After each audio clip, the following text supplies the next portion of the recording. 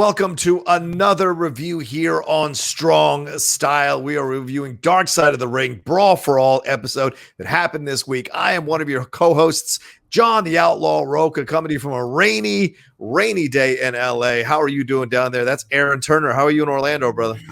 Rain would be nice. Today is pretty hot. I went to my mailbox today, so I did do some movement today. I went to my mailbox after work. So yeah.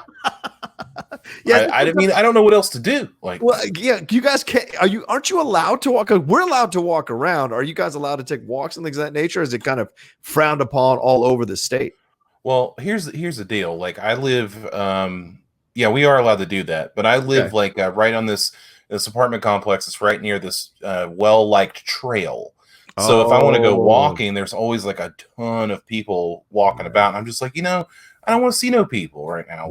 I'm good, but I did go out to, I went to, as we talked in another episode, I went to Target. I've been out for the first time in like 2 weeks, which was nice. So, good. Yeah, maybe this weekend I'll do something. I don't know. We'll see. Yeah. Oh, maybe you could have gotten into a brawl for your all over some toilet paper for sure. There. No, I got plenty. I'm good. You're good. Okay, good. Well, let's get into it. I mean, we had such a great response to the Chris Benoit review we did, and we did kind of that. I thought we should do another one. We did kind of do it with New Jack, but it was kind of mixed in with our regular episode. So I thought we'd make these kind of smaller, kind of short bite things that we do here on Strong Style. One of the fans of the show suggested we do kind of little bites of wrestling stuff and drop it on the channel to build some more momentum than just the regular show we do every week. So I'm excited to talk about it today. This show has quickly become one of my favorite shows to watch late at night at like 11 o'clock at night when my girlfriend's gone to bed and I can just like chill out, relax on the couch and get absorbed into the show, because seeing the backstage elements of what went on with all these stories that they tell on Dark Side of the Ring really adds some more excitement and joy to revisiting a situation, any situation they cover or any wrestler they cover on the series. And this was no different. We had Jim Cornette, we had Vince Russo, we had Bart Gunn, we had Droz, we had the Godfather. So many people showed up throughout this to tell us what was going on, and Jim Ross, of course, what was going on during this time. I didn't know there was so much drama behind the scenes. Aaron, what did you feel about the episode overall? What did you think about the drama going on? This episode was one that I didn't really care for that much. Okay. I just didn't find it to be that interesting. And it's like, okay, well, this thing happened, and the conclusion was, after it was all said and done, was this was a really bad idea. It's like, yeah, that's pretty much it. It was a really effing bad idea. And I think I could have told you that one, 20 years ago as a kid. Like I could have told you that putting wrestlers in a shoot fight is not a good idea. Yeah. I don't know what else to draw from it. Most of the stuff I already knew. I didn't really know the Bart Gunn side of it. I didn't really know his side of the story. So that was kind of cool to get. Mm-hmm. And just looking at everybody they interviewed, I'm like, yeah, this was a long time ago. Godfather looks the same though, dude. So shout out to him. Yeah, Black don't crack. He's crack, man. He looks good, man, and he's really pimping, and it ain't easy apparently. So. Well, apparently he used to knock pimps out with one hand, just slap them across the face and knock them out, and send them running. So God love it. But yeah, I remember this time. I remember that the MMA stuff was starting to become big, and the shoot fights were happening. Of course, Dan Severn, Steve Blackman had been involved in MMA and come over to the WWE. I'm sure if Shamrock was there already as well, but it was because they had such a big roster. They had these guys just kind of sitting around without much to do. So this, from what we hear in the episode, this Brawl for All was conceived by Vince Russo because of a conversation he had with JB, John Bradshaw, about the fact that Bradshaw felt that he could kick anyone's butt for real in the back. And so Vince thought, oh, well, why don't we find out who the toughest guy really is? And that's where it started from. Apparently, Bradshaw claims it was just about starting a hardcore division. Russo claims it was because Bradshaw was bragging, which honestly, having spent years watching Bradshaw and reading his interviews and seeing some of his off-color in commentaries, you could believe he might say something like that in the backstage. Yeah, I do want to correct you on one thing. Ken Shamrock was around. He was. Okay, cool. He was. Okay. He turned down an invite to the Brawl for All because he was actually thinking about returning to UFC and he Ah, didn't want to get hurt. So like makes if sense. he for some reason were to trip or like whatever in training, he didn't want to screw up his UFC return. He probably didn't want to accidentally lose, Yeah, which would that have been too. really bad for his career. So Yeah. that's why Shamrock was out. But you know, that's neither here nor there. Right. One thing I want to touch on that uh, Bart Gunn was talking about. If you don't know who Bart Gunn is, he was in this really defunct gimmicky tag team with Billy Gunn called the Smoking Guns. They were cowboys. It was terrible, just as bad as it sounds. They were tag team champions, I think, 2 times. Wow. So good for them there. But after the Smoking Gun split off, of course, Billy Gunn went to go on to be in DX and had a legendary Hall of Fame career. While Bart Gunn just kind of didn't. Yeah. But I wanted to say who was all in this tournament. I got the Yeah. bracket pulled up right here. Let's do it. So we had Steve Blackman versus Mark Marrow in the first round. Mark Canterbury versus Bradshaw. Actually, Mark Canterbury, I believe, was Henry Godwin. I believe that's who he was in the WWE. Brockus, who was a nobody bodybuilder guy, versus Savio Vega. Darren Drozdoff versus Road Warrior Hawk. Bart Gunn versus Bob Holly. Quebecer Pierre versus Steve Williams, The Godfather versus Dan Severin, and 8 Ball of DOA versus Two Cold Scorpios. That's who you had in this. So basically, if you're looking at this, it's jobber Yeah. going up against each other. But the big thing that they kept highlighting in the episode was this was essentially, or what's been thought all along, was this was a vehicle to get Dr. Death Steve Williams over. Yeah. And to get him to fight Stone Cold Steve Austin. That was like the big rumor about this. Well, it's just a vehicle for him. And Vince Russo says it's not. It was just to see, to shut up JBL. And something else in this episode that I didn't really care for was that they took away from talking about the actual Brawl for All to talk about Jim Cornette and Vince Russo's like hatred for each other. Yeah. Which is, come on, man. Like, I know they hate each other. I love Corny. I don't care for Vince Russo. I think he's a doofus.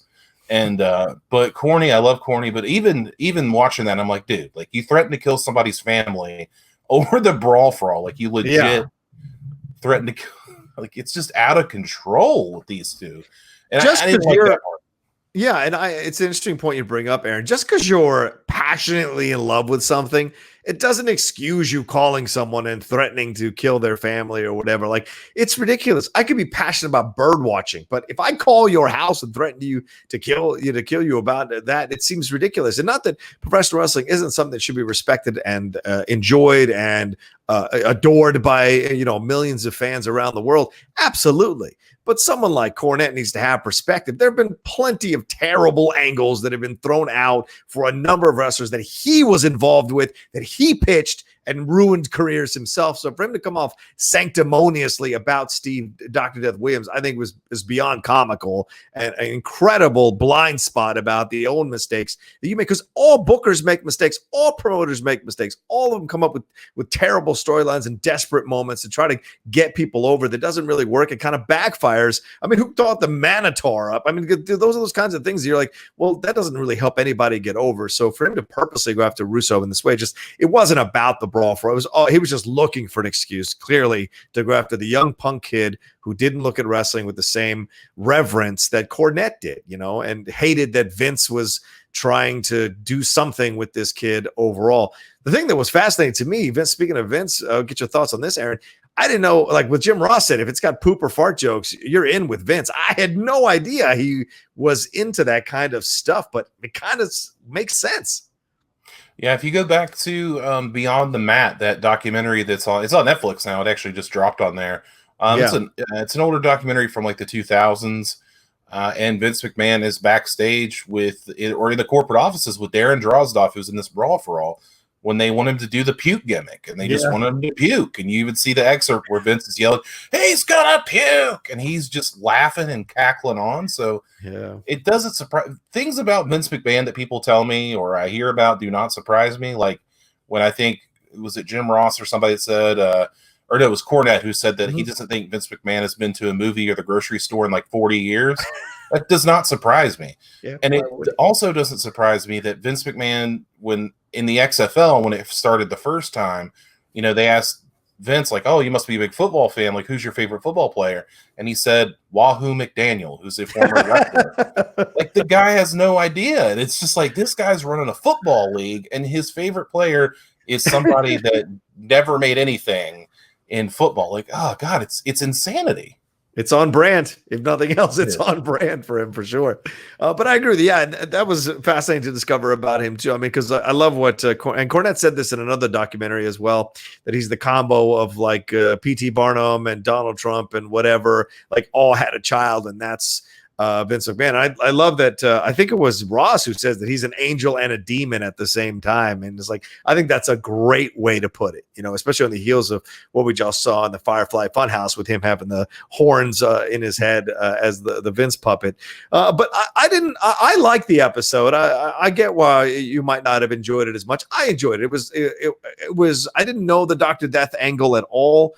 So maybe I just hadn't read enough about it to know that was part of the angle. But certainly that scene with Bart at the end where he's having the conversation with Ross and he's pretty much picking up what's being said between the lines about the fact that he's not going to get this thing with Steve Austin. He's not going to get this run with Steve Austin, and that that Vince was pissed that he won. He put him up against Butterbean, and that's the sad truth sometimes about wrestling with Vince McMahon is that Vince decides whatever the storyline is for you, and when you put yourself into Vince's hands, you essentially have to do mostly whatever he says, unless you're someone like Stone Cold or Hogan or Cena. You're pretty much beholden to whatever he tells you to do. And if you piss him off, he's going to find a way to get back at you. And if it's true that he had set up Butterbean in this way to beat up Bart Gunn, couldn't you sue the pants off this guy? Because I would have sued the pants off this guy to put me in a situation where I could legitimately get killed or get seriously injured by an actual heavyweight boxer. I wonder if he had pushed back, what would have happened?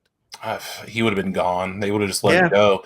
What I found interesting was Butterbean when he was talking about, it's WrestleMania. It's a fight, and I'm sure Butterbean was paid quite well. Yeah, it's also a little bit professional wrestling as well. I guess maybe Butterbean didn't want to hurt his reputation, but I kind of don't understand why he didn't extend the fight a little bit longer and kind of make Bart Gunn look good, but. He's like, no, I tagged him once or twice, and then the third time I was just like, let's get out of here. He's done. And he nailed him. So I remember watching Butterbean fights on Friday Night Fights or whatever, and they're always like these gimmicky fights. Like if there was a pro wrestler equivalent of a boxer, it would be Butterbean. Like he's just like the name itself. His name is fucking Butterbean. It's just like, come on now. But I went back and watched a few of these Brawl for All matches, and I think the reason that it failed ultimately was it was terrible and it was bad to watch and it wasn't good television. I know Vince Russo was like, oh, this is entertaining. Yeah, you probably thought of it. I think podcasts that I do are entertaining that probably stink. So I mean, not this one now. Not this one. No, others. But it's just like, of course, it's like your own baby. Of course, you're going to think it's great. But when they started incorporating, you could take people down. That's when it got really bad. They would just roll on each other. I'm like, this is stupid. And you had a guy in The Godfather, a legitimate dude that could fight. And then he showed that picture of his legs all bruised up and stuff. But they didn't go into it. I was like, what? How did that happen? Yeah. Why are your legs all bruised when you got knocked on your face? I don't understand how that happened, but that looks like a hamstring tear to me. So he might have gotten it to him when he got knocked out. Could have been, but I wish they would have elaborated on that. They kept talking about CTE and concussions and stuff like that. Like these guys not really getting looked at. They didn't really go into it. That was something that bothered me also. I was like, so does somebody have CTE? Does somebody have a brain issue? They're like, well, no, Bart Gunn just retired. I was like, what the hell? There's Dark Side of the Ring to me is this thing that's brought together to show you this sort of dramatic side of these dramatic stories that happen. And I just felt for the Brawl for All, it was missing half of the story. It's sure, there's these fights that probably shouldn't have happened, and how ridiculous is it? But at the same time, did somebody actually get hurt, or was it just ego bruising, or did somebody just not get over ultimately? What's the ultimate controversy of this? It was a stupid idea. Oh, okay. Well, yeah. Well, that's a fair point you bring up, because remember, it's only a 45-minute documentary, and you have how many, 12, 15 people involved in this thing, or 12 or 16 people involved in this thing. So you could have interviewed a bunch of people who were involved in it, who fought in it, who are no longer beholden to the WWE, and see what they had to say. Maybe these people didn't want to be on record and talk about it anymore. Maybe they have good relationships with the WWE, so they don't want to do that. I know what they said, Dr. Death Steve Williams was out in like a year. Yeah, he tore his ACL. Yeah, he had a nice run in WCW from what I remember. Yeah, he definitely did. He had a big rivalry with Barry Windham. It was a big deal.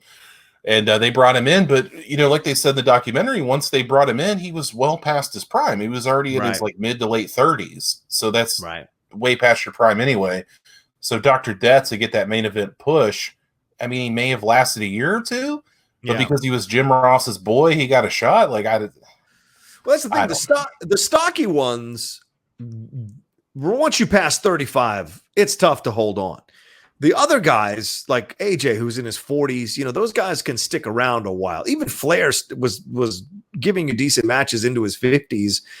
So some of those guys can do it. The guys that are just like Rhino's, it felt like it just snapped and he was done. Like he was just becoming a jobber at the end there for the WWE, and he'd gotten larger. Dr. Death Steve Williams, same thing. He had just crossed that prime. Is that at some point, it's just like all that strength stuff, it doesn't really work overall.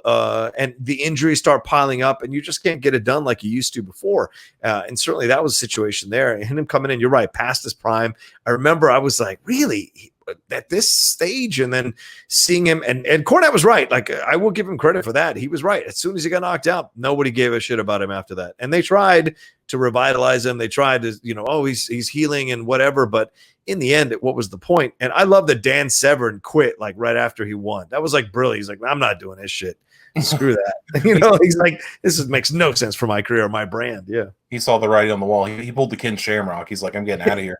That was something else. Like, so you had Dan Severn who won in the first round, Steve Blackman who won in the first round. Right. But because they got injured or just didn't want to do it anymore, they quit. So the person that lost got to go forward. I'm like, well, that's stupid. Like, it doesn't make any damn sense. And nobody wanted to do it. It's just, man, I got to tell you, though, I was reading an article today on What Culture that Vince McMahon wanted to actually revive the Brawl for All in 2010 and do it. Yeah. Do you remember when, like, before NXT was NXT as we know it now, it was like this weird weekly show that they would have, and they would have it was like a reality show. They'd have the contestants do like obstacle courses and different stuff. So Vince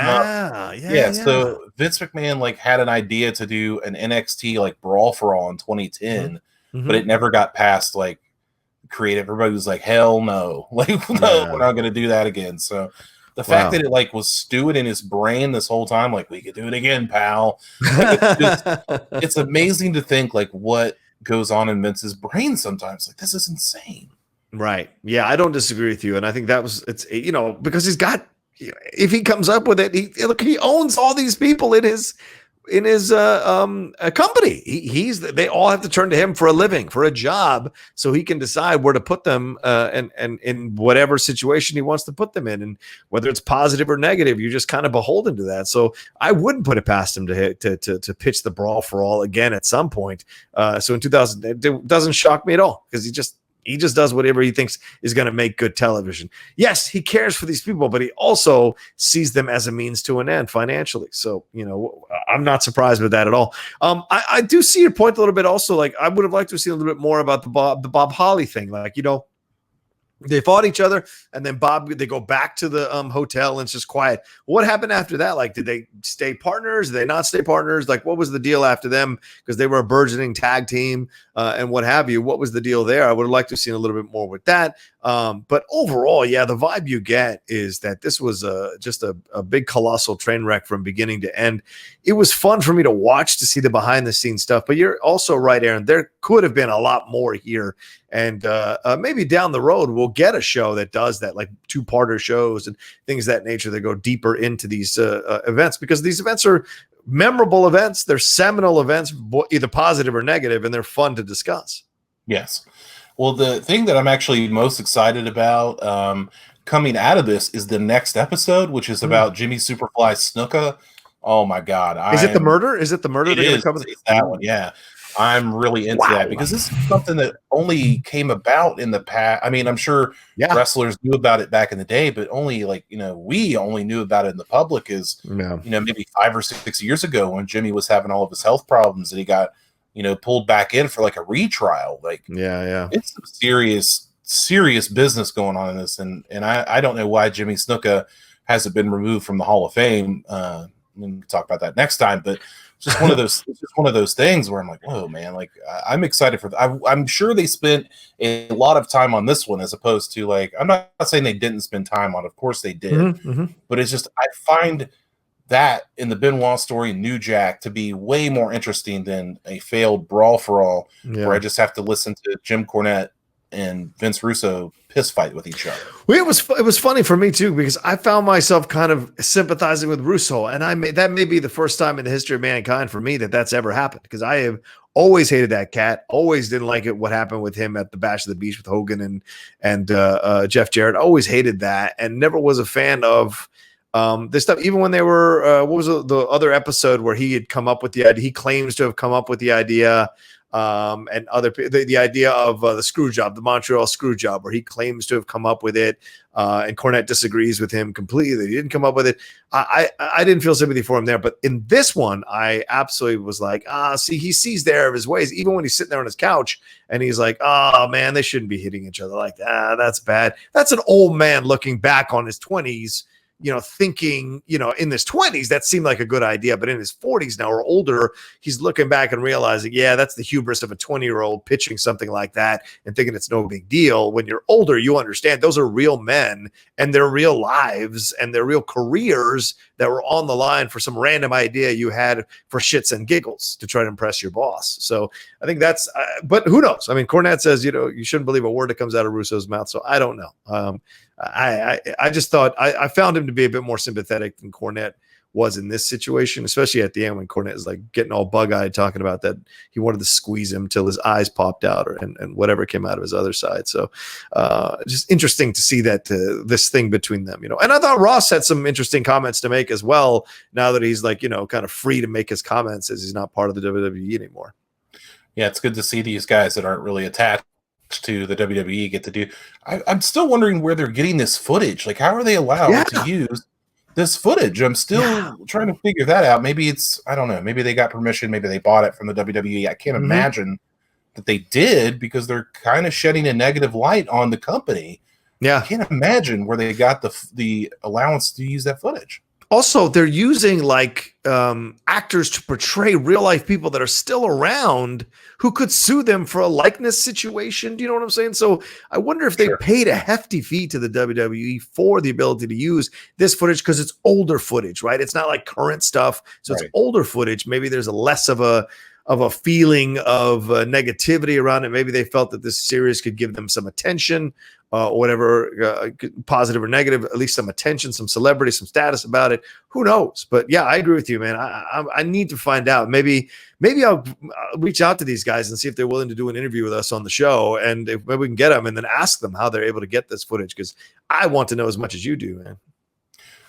Yeah, I mean, it's well produced and well done. I don't know if like maybe where they blur out the faces, like, is that okay? I don't know. I don't know how that works. I'm not illegal on that sense of the word, but yeah, Brawl for All, just a complete misfire in the Attitude Era when they were trying to, I don't know, maybe crib off of the UFC a little bit and its popularity. I'm sure that was part of it, but there was another good point that we forgot to mention, Link. Oh yeah, when Cornette was talking about, so you have fighters that don't know how to fight.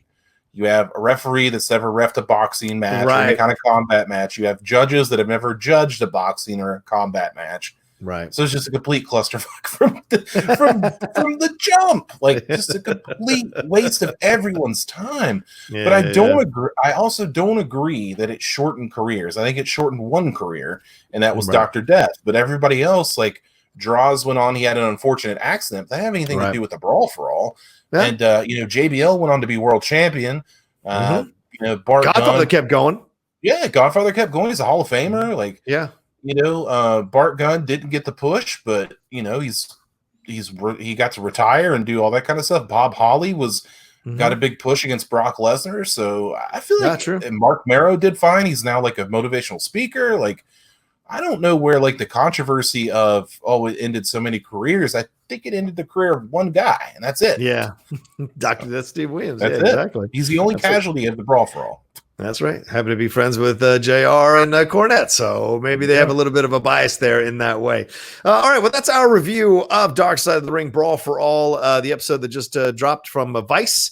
So go and watch it. Well, hopefully you've watched it and watched this review, but maybe watch it again with our thoughts and points of views in your head. Let us know what you thought in the comments section below. And remember to subscribe to the Outlaw Nation channel. Hit that button down there somewhere. Subscribe. Get us over 20,000 subscribers here on the channel. Be a lot of good fun if you did that. And Aaron, where can they reach you? Where can they find everything you're doing, my man? You can find me on Twitter at only Aaron Turner. We'll talk about wrestling. We'll talk about wrestling figures. We'll talk about it all. Got nothing else to do. Yeah, there you go. You can follow me at The Rocha Says on Twitter and on Instagram. And one last thing, if you missed our main show this week, we dropped it yesterday, and that was the 2005 X Division Championship match from Unbreakable with AJ Styles, Samoa Joe, and Christopher Daniels, the Fallen Angel, going at it. One of the best matches you'll ever see. So download that episode and listen to our thoughts. And don't forget, if you just watched this on YouTube, this is also available now, finally, on the Outlaw Nation Podcast Network. So now you can just listen to us. You don't have to look at our pretty faces. You can just listen to us while you're mowing the lawn or taking a walk or stroll around Target trying to buy toilet paper. Who knows? You can bring us along with you in that way. So, all right. Thanks, everybody, for watching this episode, and we will see you next time for another episode of Strong Style.